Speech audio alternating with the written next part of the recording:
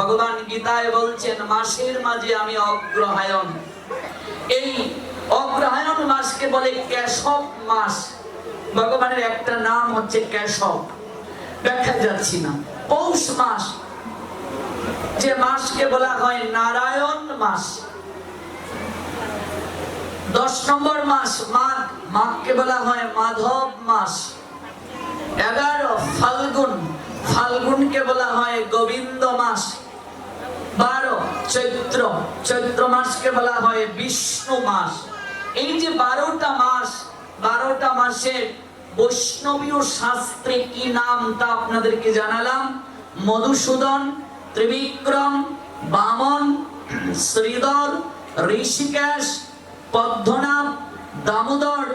এই 12টা মাসের মাঝে ভালো করে উপলব্ধি করুন, 12টা মাসই কৃপা প্রদান করে।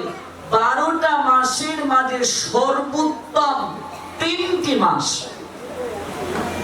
এই 12টা মাসের মাঝে সর্বোত্তম, দেখুন ভালো, ভালোর পরে কি মধ্যম, মধ্যমের পরে কি উত্তম, উত্তমের পরে কি সর্বোত্তম, মানে যার উপরে আর কিছু নাই।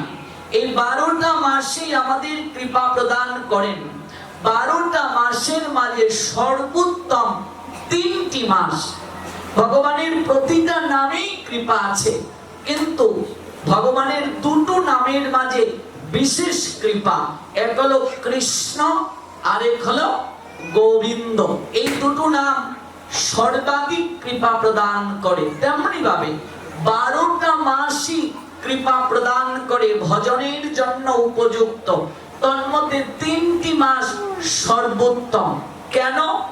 কারণ হচ্ছে যে সকল সন্তানেরা, এই উদাহরণটা দিলে বিষয়টা পরিষ্কার হবে, পিতামাতার আইন মানে না, এমন অনেক কার্য করে যে কার্যের কারণে পিতামাতার অবস্থানটা সমাজে নিম্নমুখী হয়ে যায়।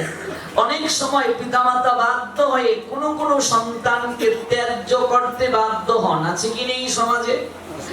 ত্যায্য করেছেন, কিন্তু ভেতর থেকে যে স্নেহটা, সেটা থেকে কখনো সন্তানকে বঞ্চিত করতে পারেন না। একটা সন্তানের একটা পিঠা মনে করেন পৌষ সংক্রান্তিতে করেছেন, এই পিঠাটা তার খুব প্রিয়, আপনি বানাচ্ছেন, আপনার সন্তানের কথা মনে হবে কিনা? আপনি মা, ত্যায্য করে দিয়েছেন, কিন্তু আপনার মনে হচ্ছে, নারীর টান তো ভেতরে ভেতরেই পড়ছে। বাবারও তদ্রূপ, বাবা মা সন্তানকে ত্যায্য করে নিয়েছেন, কিন্তু ভেতর থেকে স্নেহ থেকে বঞ্চিত করতে পারছেন না, নারীর টান তো। এই জন্য প্রত্যেক পিতামাতা সন্তানকে চান আমার সন্তান ভালো হোক, সমাজে সুখ্যাতি হোক। এরপরও কর্ম বিপাকে তারা যখন নিম্নগতি প্রাপ্ত হয়ে যায়, এরপরও বাবা মা চিন্তা করেন কি করে তাদেরকে আরো উন্নতির সোপানে নিয়ে যাওয়া যায়। ভগবান আমাদের পরম পিতা, এই জগতে আমরা সবাই তার সন্তান। সব সন্তান কি আর ভগবানকে ডাকে গো? পরম পিতা কৃষ্ণের আইন মানে না। ভগবান নিজেই গীতায় বলছেন 4 প্রকার সন্তান আমায় প্রাপ্ত হবে না। নমাম দুষ্কৃতি নমুরা প্রপদ্যন্তে নরাধমা মায়য়া অপরিত জ্ঞানা আসুরম ভবমাশ্রিতম। আচ্ছা, যারা কোনোদিন ভগবানের মন্দিরে যায় না, ভগবানকে প্রণাম নিবেদন করে না, ভগবানের গুণ কীর্তন মহিমা শ্রবণ করে না, তারাও তো ভগবানের সন্তান না? সন্তান না? জগতের পিতা কৃষ্ণ যদি এই কথাটা শাস্ত্রে থাকে, তাহলে ভগবান বলেছেন আমি জীব উদ্ধার করব, জীব উদ্ধারিতে জীব নিস্তারিতে মোর এই অবতার। তাহলে গৌরাঙ্গ এলেন জীবকে উদ্ধার করার জন্য। তিনি কি বলেছেন ভালো জীব উদ্ধার করব, মন্দ জীব উদ্ধার করব না? এটা কিন্তু বলেননি। বলছেন জীব উদ্ধারিতে আমার এই অবতার। জগতের সবাই আমার সন্তান, আমি পরম পিতা, ভগবান বলছেন। তাহলে যারা ভগবানের নাম মহিমা গুণ কীর্তন করে না, তারাও ভগবানের কি সন্তান না? নিশ্চয়ই সন্তান। কিন্তু বিচার কি? তারা কৃপা থেকে বঞ্চিত। ভগবানের কি মন কাঁদে না তাদের জন্য? যারা ভগবানের গুণ মহিমা কীর্তন করে না, ভগবানের আইন মানে না, তারা যে শাস্তি পাবে, ভগবানের কি তাতে মন কাঁদে না? আচ্ছা, যে সন্তানটা পড়াশোনা করছে না, ভবিষ্যৎ অন্ধকার, সন্তান হয়তো বুঝতে পারছে না, কিন্তু পিতামাতা কি সেই সন্তানটাকে নিয়ে ভাবেন না? আমার তো মনে হয় অন্য সন্তান থেকে ওই সন্তানটাকে নিয়ে ভগবান তথা পিতামাতা বেশি ভাবেন। আপনার যে সন্তানটার ভবিষ্যৎ অন্ধকার, ও বুঝতে পারছে না, আপনি বুঝতে পারছেন, অন্যান্য সন্তান থেকে ওর চিন্তা আপনার বেশি হবে না কম হবে? বেশি হবে। ভগবানেরও তদ্রূপ, যারা ভগবানের গুণ মহিমা কীর্তন করে না, আইন মানে না, তাদেরকে নিয়ে ভগবানের চিন্তাটা বেশি। তারাও যেন বঞ্চিত না হয়, কৃপা থেকে বঞ্চিত না হয়, তারাও যেন পাপ থেকে উদ্ধার হতে পারে। এই জন্য ভগবান মাঝে মাঝে বিশেষ কিছু তিথিকে আবির্ভূত করেছেন। আর একটু সহজভাবে বুঝাই, সিম যখন বন্ধ থাকে, সিম কোম্পানিগুলো দেখবে মাঝে মাঝে একটা অফার দেয় যে আনএক্টিভ সিমকে অ্যাক্টিভ করলে, বন্ধ সিমকে চালু করলে বান্ডিল অফার রয়েছে। এরকম দেয় কি দেয় না? কিছু লোক আছে এই লোভে আনএক্টিভ সিমকে অ্যাক্টিভ করে, আছে কি নেই? বন্ধ সিম চালু করে। ভগবানও যারা কর্মকাণ্ডী, ভালো করে বুঝবেন, যারা বুঝতে পেরেছে এই মনুষ্য জীবনের উদ্দেশ্য ভগবান আরাধনা করা, তাদের কথা আলাদা। কিন্তু এই জগতে অনেক লোক আছে কি নেই, স্বার্থের জন্য ভগবানকে ডাকে। গীতায় ভগবান 4 প্রকার ভক্তের কথা বলছেন: আর্ত, অর্থার্থী, জিজ্ঞাসু, জ্ঞানী। অর্থার্থী ভক্ত কি? যারা কোনো কিছু প্রাপ্তির জন্য ভগবানকে ডাকে। আচ্ছা, কর্মকাণ্ডী যারা কিছু প্রাপ্তির জন্য যারা ভগবানকে ডাকে, তারা যখন এই সুযোগ সুবিধার কথা জানবে, তারা ডাকার চেষ্টা করবে কিনা? আর যারা জানে ভগবানকে ডাকাই জীবনের উদ্দেশ্য, ওদের কথা আলাদা, ওরা তো জ্ঞানী। কিন্তু সবাই তো আর জ্ঞানী নয়। এই সকল লোকও যেন ভগবানের কৃপা থেকে বঞ্চিত না হয়, এই জন্য ভগবান বিশেষ কিছু তিথির সৃষ্টি করেছেন, বিশেষ কিছু মহোৎসবের সৃষ্টি করেছেন। যেমন একটি হলো রথযাত্রা মহোৎসব, একটি ঝুলন যাত্রা মহোৎসব, একটি রাস যাত্রা মহোৎসব, একটি দোল যাত্রা মহোৎসব। দেখবেন এই যে উৎসবগুলো, এটির পিছনে কিন্তু যাত্রা শব্দটা আছে। এই উৎসবগুলো ঘরের ভেতরে হয় না বাহিরে হয়? কেন বাহিরে? কেন বাকি সকল উৎসব ভেতরে, এগুলো বাহিরে কেন? ভালো করে তত্ত্ব বুঝবেন। যারা কোনোদিন ভগবানকে মন্দিরে গিয়ে প্রণাম দেয় না, এমন লোক আছে কি নেই? মন্দিরের পাশ দিয়ে হেঁটে যাচ্ছে, ভগবান দর্শন করে না, আছে কি নেই? এই গ্রামেও তো অনেক লোক আছে, ভাগবত হচ্ছে আসে নাই, আছে কি নেই? এত সুযোগ কিন্তু আসেনি। তেমনি ভাবে অনেক লোক রাস্তার পাশ দিয়ে হেঁটে যায়, পাশে ভগবানের মন্দির, প্রণাম দেয় না, দর্শন করে না। আবার এমন অনেক লোক আছে মন্দিরে আসে, কিন্তু যেভাবে প্রণাম দেওয়ার কথা ভগবানকে সেভাবে দেয় না, আছে কি নেই? আবার এমন অনেক লোক আছে যারা এক হাতে প্রণাম দেয়, যদিও দেয়া উচিত নয়, পাঠে আপনারা জেনেছেন। এক হাতে কোনো সনাতনী হিন্দু প্রণাম দিলে জন্মার্জিত পুণ্য নষ্ট হয়। এমন অনেক লোক আছে রাস্তা দিয়ে যাচ্ছে, এমন করছে, আছে কি নেই?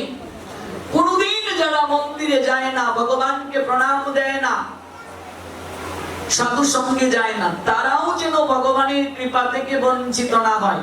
এই জন্য জগতের নাথ প্রভু আমার জগন্নাথ রূপে মন্দির ছেড়ে তিনি আজ রাস্তায় বের হয়েছেন। ভালো করে বুঝবেন, মন্দির ছেড়ে, যে তোরা মন্দিরে আসিস না, আমার কাছে আসিস না, আমায় দর্শন করলে কৃপা হবে, তোরা আসিস না, যেহেতু তোরা সন্তান, ভুল করতেই পারিস, কিন্তু আমি তো পিতা, আমি তো তোদেরকে কৃপা থেকে বঞ্চিত করতে পারি না।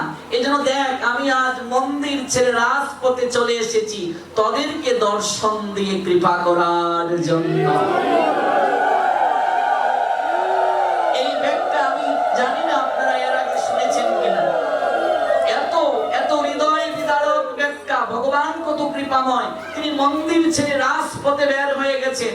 আচ্ছা, যারা কোনোদিন দেখবেন মন্দিরে যায় না, সেও দেখবেন ওই দুতলার ছাদের উপর থেকে জগন্নাথকে দেখছে, আছে কি নেই? কৃপা হয়ে গেল, রাস্তা থেকে ভগবানকে দর্শন করছে। এই জন্য ঝুলন যাত্রায় ভগবান মন্দির থেকে বাইরে দোল যাত্রায় ভগবান মন্দির থেকে বাইরে, রাস যাত্রায় ভগবান মন্দির থেকে বাইরে, রথযাত্রায় ভগবান মন্দির থেকে বাইরে, রাজপথে ভগবান তাদেরকে কৃপা করার জন্য মন্দির ছেড়ে বের হয়ে আসেন, নিজের যাত্রাটাকে বোঝানোর জন্য। যাত্রা মানে গতি। এই জীবনের গতি কোথায়? যাত্রার মঞ্চে দেখবে দুটো পথ থাকে, একটা পথ হচ্ছে প্রবেশ, আরেকটা পথ হচ্ছে প্রস্থান। জীবনের গতি বোঝানোর জন্য তুমি জীবন নাট্য মঞ্চে অভিনয় করছো। এই সংসার মঞ্চেও দুটি পথ, একটা হলো জন্ম নামক প্রবেশ আর মৃত্যু নামক প্রস্থান। একবারও কি ভেবেছো কখন জানি তুমি প্রস্থান নিয়ে চলে যাবে? তুমি তো আমার কাছে আসো না, তুমি আমার কাছে আসতে না পারো, তাই বলে আমি তোমায় বঞ্চিত করব? এই জন্য ভগবান আজ মন্দির ছেড়ে রাজপথে এলেন কৃপা করার জন্য। রথযাত্রায় আপনাদের একটা নিমন্ত্রণ পৌঁছে দেই। এই আপনাদেরই গাজীপুর জেলার শ্রীপুর উপজেলার বর্মিতে আমি থাকবো রথযাত্রায়। 7 দিন জগন্নাথের লীলামৃত পাঠ, সেখানে আপনারা আমন্ত্রিত নিমন্ত্রিত। রথযাত্রায় আমরা থাকবো বর্মি, নিশ্চয়ই আপনারা চিনেন, আপনাদের এখান থেকে বেশি দূরে নয়, নিশ্চয়ই আপনারা যাবেন। আর বর্মি থেকে ভক্তরা আপনাদেরকে নিমন্ত্রণ দেওয়ার জন্য এসেছেন, নিশ্চয়ই আপনাদের কাছে নিমন্ত্রণ পত্র কমিটির মাধ্যমে পৌঁছে দেবেন।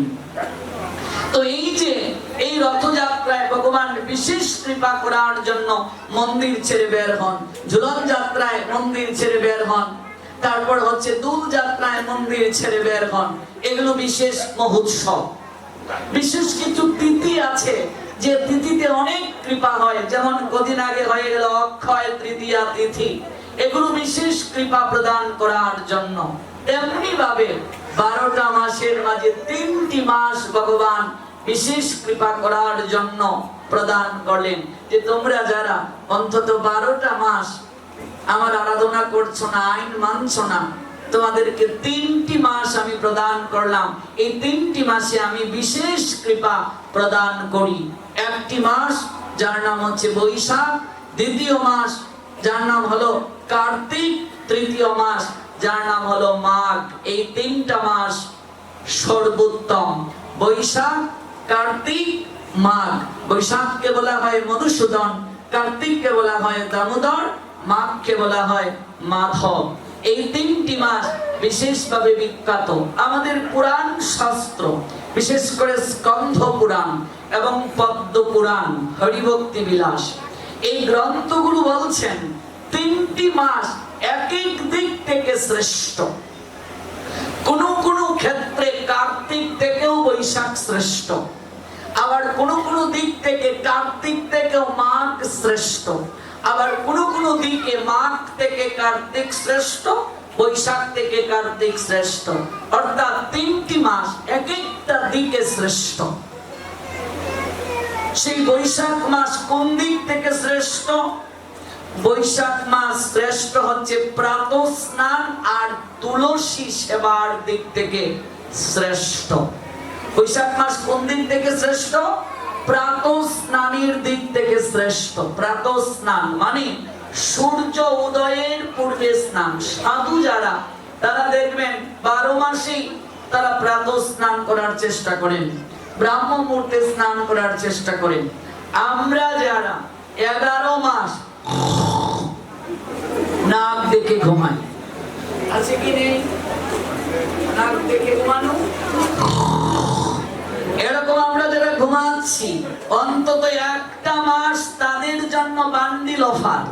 স্কন্দ পুরাণ বললেন বৈশাখ মাস হচ্ছে প্রাতঃ স্নানের জন্য আর তুলসী সেবার জন্য বিখ্যাত। সর্বোত্তম দিক থেকে আরো অনেক মহিমা আছে।